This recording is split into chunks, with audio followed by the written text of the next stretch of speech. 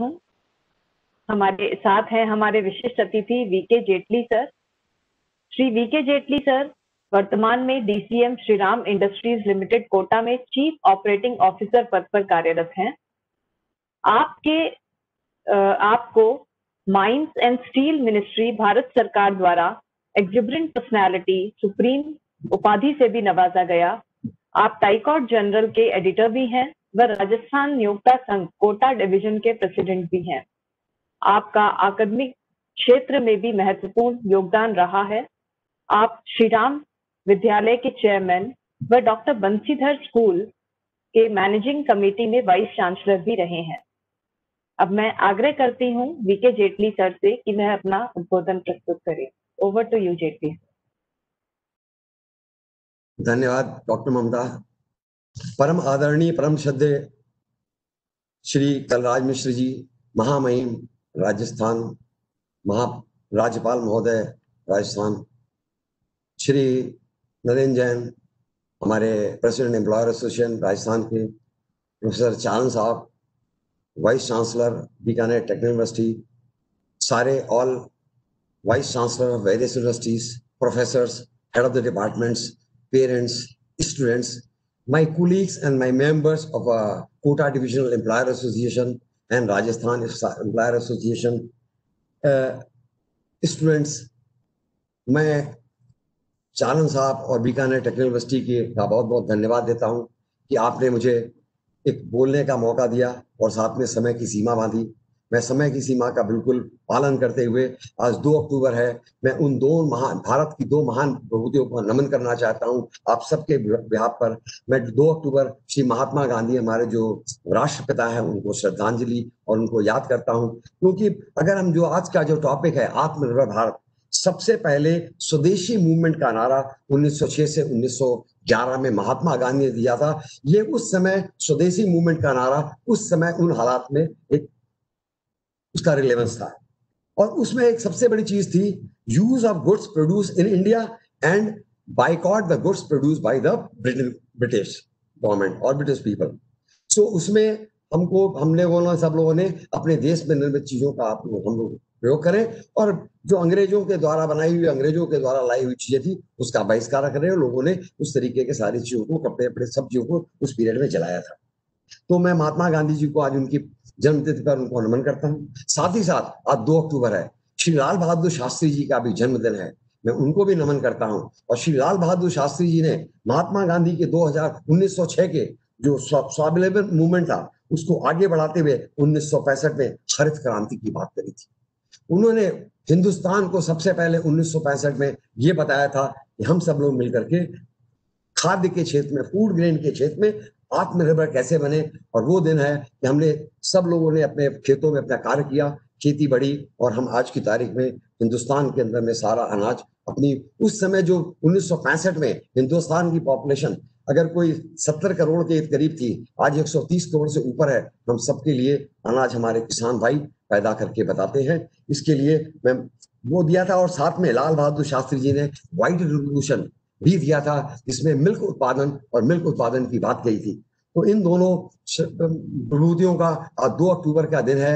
आज Bikaner technical university ने इस पूर्ण दिन पर आज आत्मनिर्भर भारत का कार्यक्रम प्रारंभ किया है। मैं आपको धन्यवाद देता हूं। और साथ ही साथ मैं हमारे प्रधानमंत्री श्री नरेंद्र मोदी जी का भी बहुत बहुत आभार व्यक्त करता हूं कि उन्होंने देश को एक जो महात्मा गांधी का नारा था स्वदेशी मूवमेंट, या लाल बहादुर शास्त्री का जो हरित क्रांति या व्हाइट रिवॉल्यूशन का नारा था, उससे ऊपर अड़कर आत्मनिर्भर भारत की बात थी। प्रधानमंत्री श्री नरेंद्र मोदी जी ने एक बोर्ड लीडर होने के नाते साथ डिसाइसिव लीडर हैं और उन्होंने पूर्ण रूप से हमको बोला है, सबको बोला है, पूरे देश का आह्वान किया है, हम आत्मनिर्भर निर्माण की तरफ चले।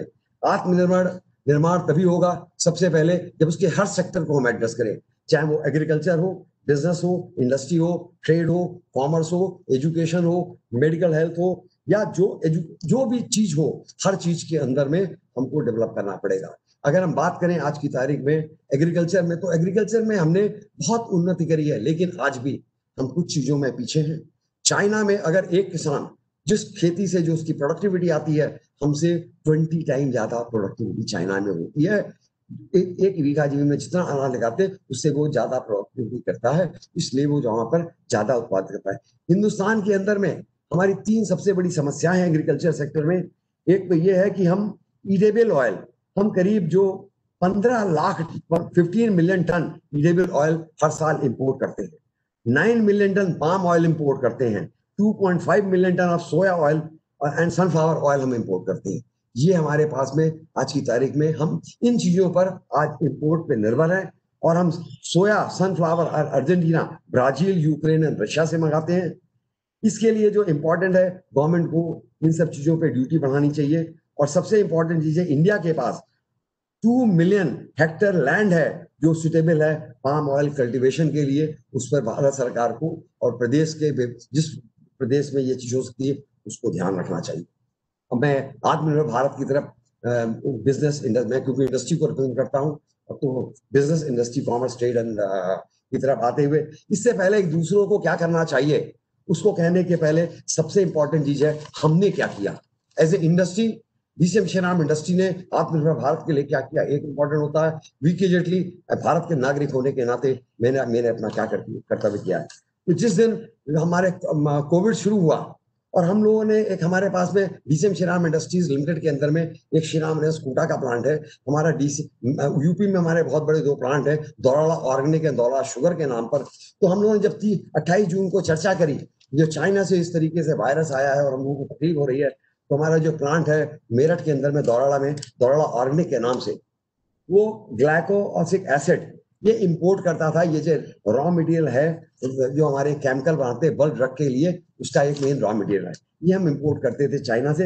ये एसिड है, इसका C2HO3, तो इस केमिकल को हम इंपोर्ट करते थे और चाइना पे डिपेंडेंट थे। हम लोगों ने बैठ करके बोर्ड ऑफ डायरेक्टर्स के अंदर में एक प्रपोजल दिया और निर्णय लिया कि हम इसका प्लांट खुद लगावेंगे और हम चाइना से इस इंपोर्ट को अपने लिए ही बंद करेंगे, पूरे हिंदुस्तान के लिए ये पर्टिकुलर एसिड COH2O3 जो भी हमारा है ये केमिकल हम स्वयं बनाएंगे। और हमने इस पर कार्य चालू कर दिया है और मई 2021 तक ये प्लांट हमारा कमर्शियल प्रोडक्शन पर आ जाएगा और हम इस पूरे देश को इस केमिकल के इंपोर्ट से, चाइना से मुक्ति दिलाने के लिए पहला हमने कार्य किया है।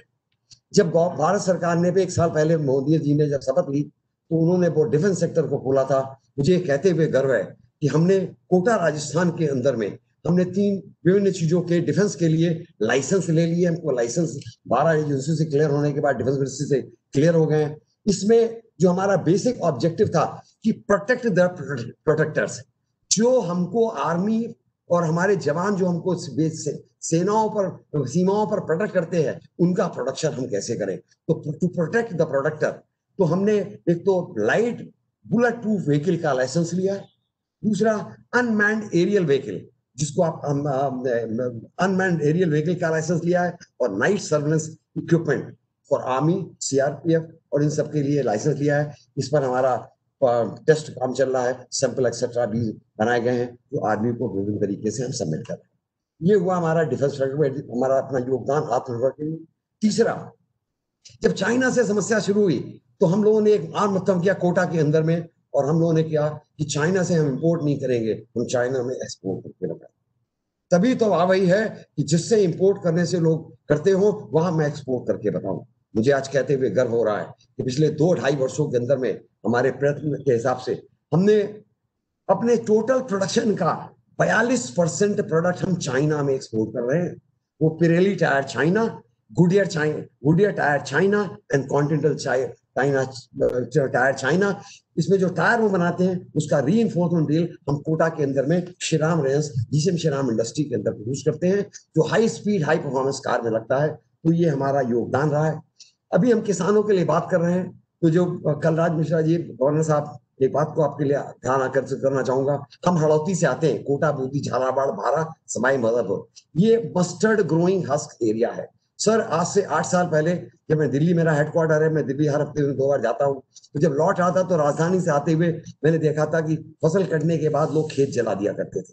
मैं जब लौट करके आया तो अपने सारे इंजीनियर के साथ आके कोटा में चर्चा करी कि जो किसान हमारे फसल जलाते हैं, इस फसल का क्यों जलाते हैं, तो पता लगा जो मस्टर्ड है, मस्टर्ड का जो हस्क है, जो एग्रो वेस्ट है, वो जानवर भी नहीं खाते हैं। तो क्या किया जाए, हमने उसको पूरा चिंतन किया। और मुझे कहते हुए आप सब लोगों को एम्प्लॉयर एसोसिएशन के माध्यम से सबको बताते हुए हर्ष है, हमने पूरे पावर हाउस, मेरा जो कैप्टिव पावर प्लांट है, हमने उसके सारे बॉयलर को कन्वर्ट किया, सारे कोल को रिप्लेस किया। आज हम 98% कोल को रिप्लेस करके मस्टर्ड हस्क को यूज करते हैं। और आज जो हम करीब 1,20,000 टन मस्टर्ड हस्क साल के अंदर में यूज करते हैं हाड़ौती रीजन के किसानों को। और जो पहले वो किसान उसको जला देते थे, उसको एक पैसा नहीं मिलता था और जानवर भी नहीं खाते थे, आज हमको साल के 30 करोड़ रुपया उस वेस्ट का पैसा किसानों को देते हैं। और हमारे हाड़ौती के किसान की जो पावर है, शक्ति है, फाइनेंशियल स्टेटस है, बहुत ज्यादा इंप्रूव हो गया है। हमने इसके ऊपर में ये हमने डीसीएम श्रीराम इंडस्ट्री में काम किया है। आज हम अगर बच्चों और HODs, head of the department, vice chancellors and professors, मैं एक चीज आप लोगों के प्रति जरूर आप लोगों को बताना चाहूंगा। आज हम आत्मनिर्भर भारत के लिए हमको 2 चीजों को ध्यान रखना पड़ेगा। हमारा import from China alone 5,27,397 crore रुपए का है, जो कि करीब 44,000 करोड़ रुपए पर महीने का है।